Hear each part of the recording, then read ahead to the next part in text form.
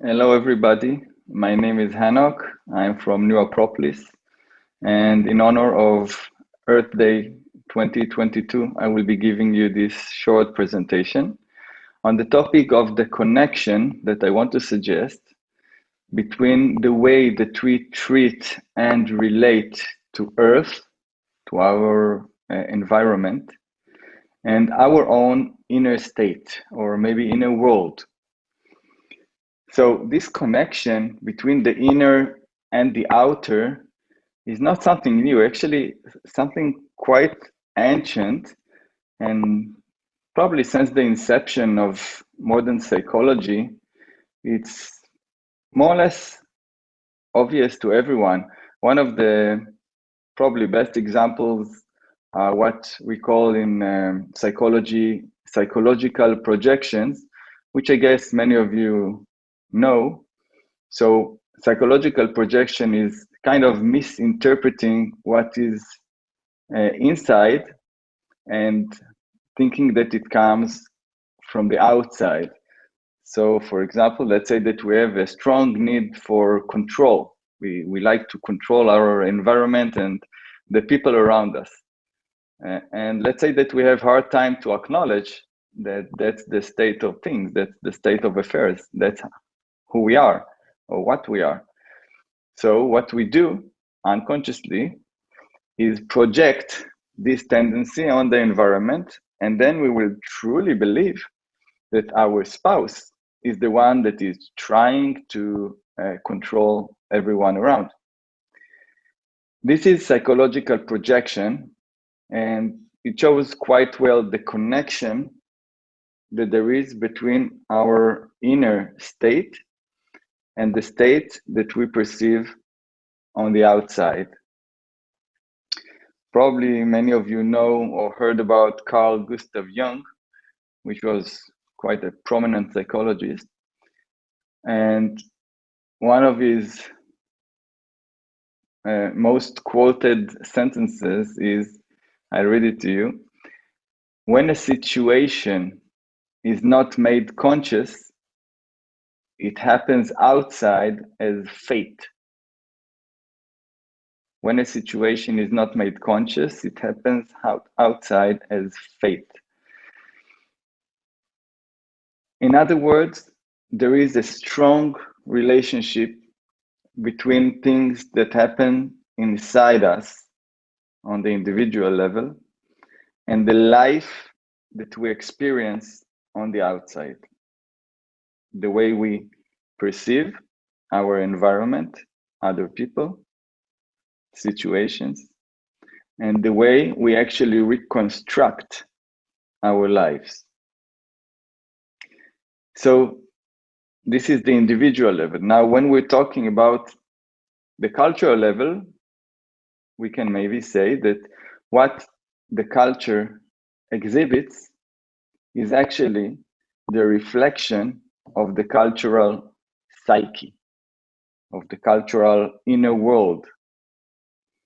Okay, again, the connection between the inner and the outer. So when we see good things like people coming together, cooperating, building something together, it reflects an inner movement, inner process of the culture.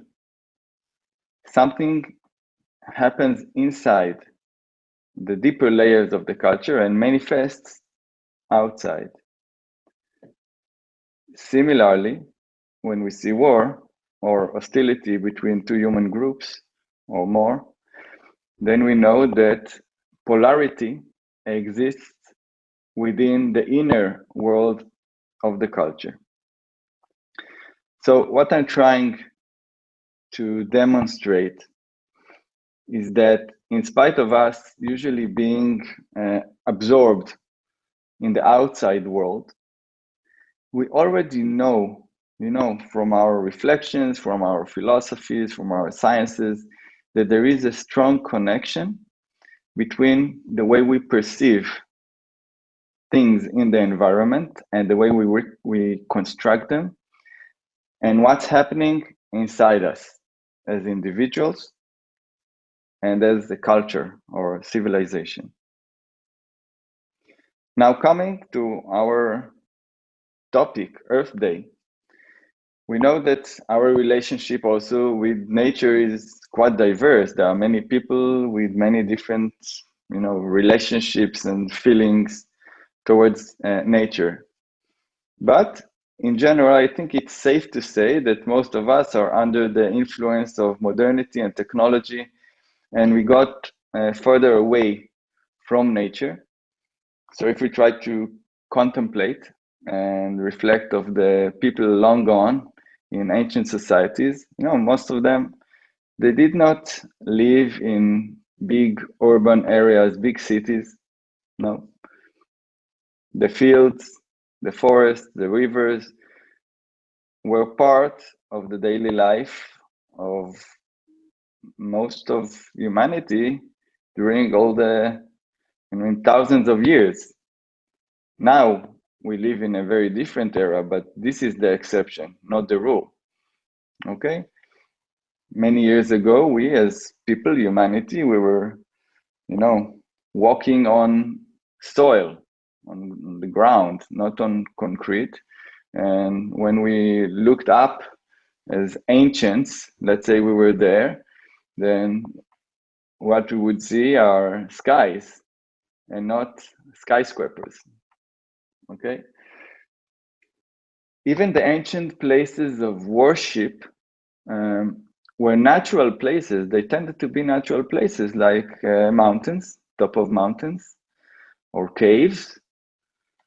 So natural elements had a very important role in the connection of the human being to meaning, to what is beyond daily life.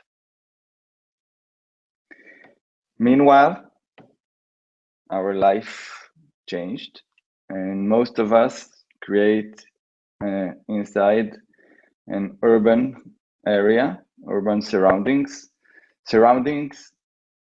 that we created actually. So when we look around us, look now around you in your room, or even look out the window, most of what you see is what we as humans created and formed. Okay, so even even our places of worship today, like churches, synagogues, mosques, and the like, are actually closed buildings. Okay, they don't incorporate natural elements in the surroundings.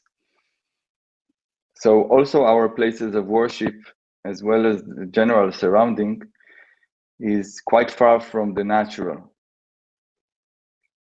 I would say that one of the best examples to the distance that we took from nature and the natural and of Earth actually is that, when we say, let's go out in nature, or let's go out into nature, what it means actually that we don't perceive ourselves as part of nature or an aspect of nature.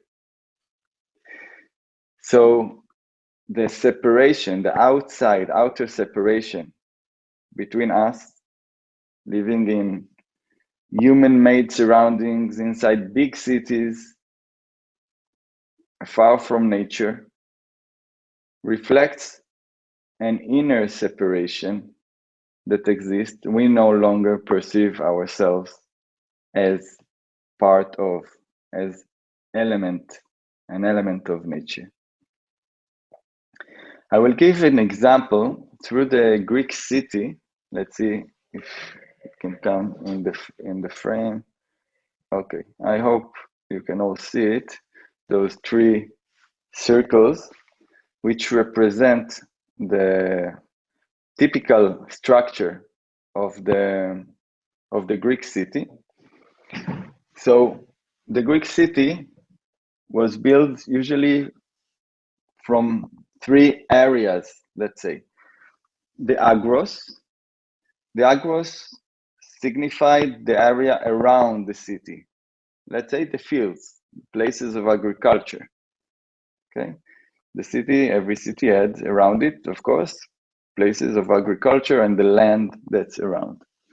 We have the agora, which is the area where commerce happen, where people coming together. Okay, this is a more social zone. And we have the Acropolis, which is the place of worship. If there was a hill, like in Athens, then the Acropolis was on the hill. Acropolis is literally the higher or upper city, and it's not only in Athens. In different Greek cities, you would find an Acropolis. Okay, and if it was possible to locate the Acropolis on a higher ground, that would be the case. Okay, so for the typical Greek citizen in such a Greek city, there was also a connection to nature. The fields were all around. It wasn't difficult to get to the fields and to be in touch with the nature that surrounds the city. There was, of course, what we call today the city, which is mainly, let's say downtown, okay, the place where people come together and so on. And there was the Acropolis, the place of worship. And this place of worship was usually visible for the people in the city. So if you go to Athens, for example, up to this day, they make the effort not to build more than 3-story buildings. So from any location in Athens, one can, take the eyes up and see the Acropolis. And what is the meaning of being able to stop whatever you're doing from time to time and just to look for a moment at the Acropolis, the place with all the temples and the priests and so on, is, the subtle ability to be in the middle of life, the daily life, going on your business, and from time to time remember the meaning, what it is all for. This was the significance of having an Acropolis visible in the midst of the city. So for the Greek citizen in such a city, there was a connection between all the three: the nature around, the nature of the higher ground, the mountain or the hill that signifies something sacred, and the daily life, with many other people. Okay, this was the Greek city. Now it is related to also the inner constitution of the human being as the Greeks perceived it. Some of you may be familiar with this model. I will explain it shortly. So the human being, as perceived in Greek eyes, had a somatic aspect, a soma, meaning a body, a psyche, which is mainly our thoughts, our feelings, and nous, which is the divine or spiritual aspect, or the divine mind, if you'd like. Okay, so those three aspects of the human being, the body, the thoughts and emotions, and the spiritual or soul aspect of the human being, were related to the structure of the city.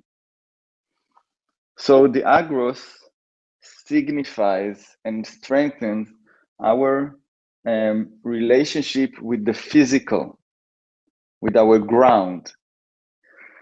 The agora, where people come together, there are a lot of thoughts, conversations, emotions of relationships. This is the area where emotions and thoughts manifest in the agora, the psyche. And the Acropolis was the place that reminded the people of their soul aspect, of their spiritual aspect, of the meaning of what it is all for.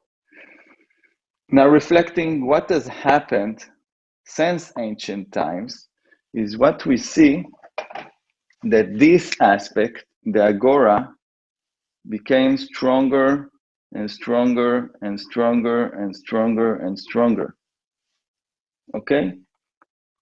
So today, we rarely have fields around us.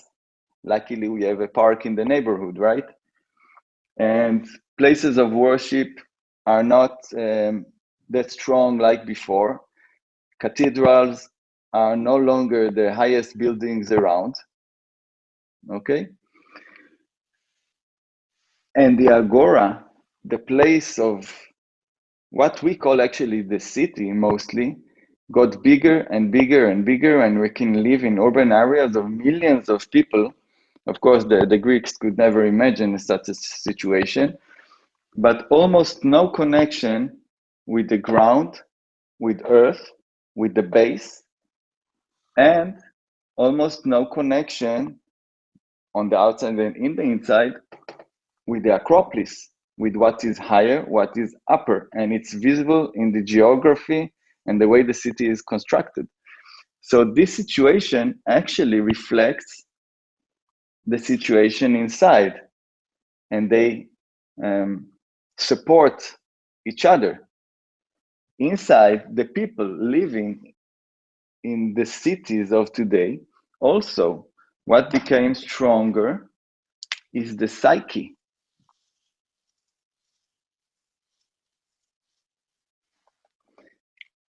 So we are in, let's say, in touch with our thoughts and our feelings, and maybe the social life that we are part of, but less connected to our bodies and physical aspect, something that I believe in the last few decades, more or less, we are claiming our bodies back and we get more in touch than 200 years ago, but still we have way to go. And of course, with the nous, the connection is weakened. The more we live in the psyche, in our thoughts and feelings, where are those moments of reflection, of deep breath, of remembering what's important in life? The sense of religiosity, no, that it's not important which religion we belong to or practice. What's important is the sense that there is something that is beyond, that is more important, that is extraordinary. Okay, something that is more than the material plane that we live in. This is nous. And our connection with nous weakened, and it is manifested also in the geography of the city, as well as the connection to our bodies and the fields and the agriculture. Okay, so today we live in big cities and in big psyches, if you want to put it this way. So what I'm getting to is that the ecological crisis that we see around us is a reflection of an inner crisis, an inner state in which we are mainly in our psyches with little connection only to our bodies and even more little to our souls, to our sense of true meaning, deeper meaning. So what can we do? We have Earth Day 2022. What can we do about it? What can we do with this type of understanding? I'd say there are two possible routes. We can do mainly the same thing, which is to bridge those gaps and strengthen the connections that were neglected along the years. So on the external aspect, move out of the agora. I mean, if you want to also move completely and not to live in the city, that's fine. But also if you live in the city, go a lot to nature, be in touch with nature and with natural elements to strengthen this connection. And also to places, it can be high mountains, but not necessarily, but places in nature where you can get inspiration, okay, where you can get inspiration. The same thing in the internal level, again, the reflection, the same thing in the internal level means to be more in touch with our bodies, with our physical aspect, with our instincts, with our sensation, and maybe also to accept, I would say to reflect first and then to accept that this body is nature. It's part of nature. It's not just a robot that we carry around. Okay, nature is within us, not only outside. Okay, this is one thing.